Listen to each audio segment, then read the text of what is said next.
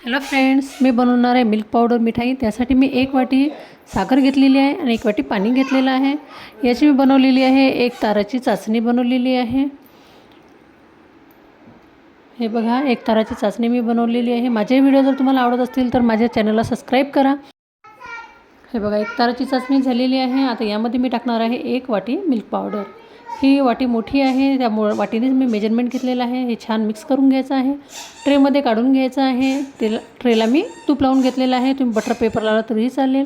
सजावटीसाठी मी यामध्ये टाकलेले आहे पिस्त्याचे काप। आता यावर मी हे मिश्रण टाकून घेते। हे बघा, 2 तासानंतर आपण हे बर्फ्या काढून घेणार आहोत। हे बघा, बर्फी आपली तयार आहे। हॅपी रक्षाबंधन।